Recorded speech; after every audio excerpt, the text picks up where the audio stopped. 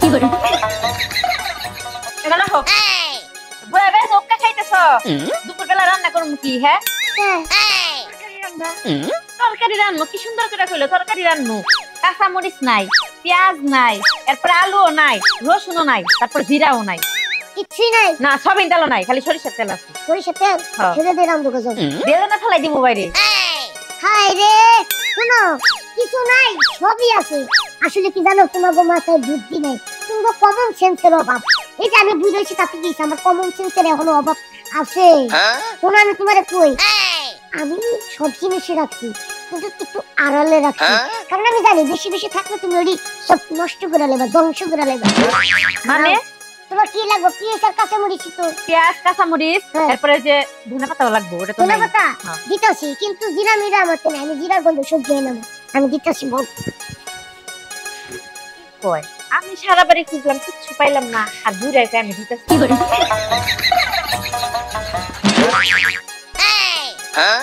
খাও তুমি করো কি দিছো বাটির মধ্যে থেকে কি রেখে দিছো বালিশের নিচে আয় ওরে মা কি করে দেখো কত কিছু দাও লয়ে যাই ওরে বাবা রে বাবা খাও ওরে বাবা আমার কইজা ধরে টান দিছে রে কইজা ধরে টান দিছে আমি দিতাছি খাও অসহ্য বনা কি করে আয় ওরে মা সামনে আনো কি করে মরিচ কাটতেছো কেন মরিচ দাও রান্না করুম রান্নাই তো খাও কিসের নিতে এলো ধনে পাতা এই বেশি বেশি গো আয় ওরে মা কি করে কি করতেছো তুমি আয় ওরে মা কি করে আয় ওরে মা দাও রান্না বসালা পাখি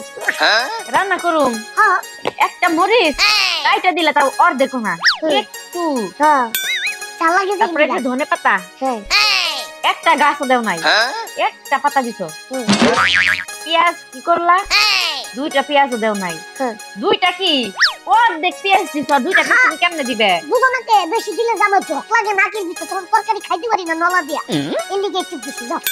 আচ্ছা কম করে নয় দিলাম কিন্তু অন্তত পক্ষে দুইটা পেস্ট দেয়া লাগবে আরে সবের পাতা এটা কি দিছো তুমি ওরে শালির ঘরে শালি কয় কি রে তোরে একটু দিছি তো সাত কপালের ভাগ্য কথাই আছে না যে চুলা চুলি লাগলে মারামারি লাগলে মাথার চুল শীত মনে করে সিরাও শাকরেন দেখান যায় তেমন করে এরকম দেখে যাও আরে ওটা তো কথার কথা তাই কোনোদিন মানুষ মাথার চুল সিরা শাকরেন দেখায় আচ্ছা ঠিক আছে যেটুকু দিছি একটু শুকরিয়া জানাও আলহামদুলিল্লাহ পারবো না